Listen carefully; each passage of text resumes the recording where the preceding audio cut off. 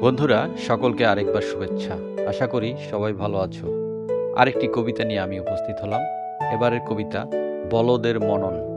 কথা, কলম ও কণ্ঠে জেমস বাবু। আসুন শোনা যাক কবিতাটি। সাত সকালে ঘুম ভাঙিয়া কৃষক চলছে মাঠে, কোমরে তাহার গামছা বাঁধা, মনটা মাটির সাথে।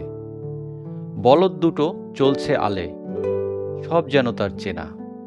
সাত সকালে খাটতে হবে সে কথা নেই জানা।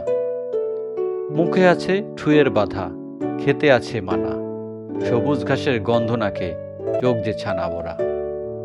আঁকা বাঁকা মেঠো পথে হরেক রকম ধান, বলদ ভাবে আমায় ছাড়া কোথায় জমির মান। কৃষক ভাবে অন্য কথা, এখন কটা বাজে, চষতে হবে জমিটাকে সূর্যোদয়ের আগে।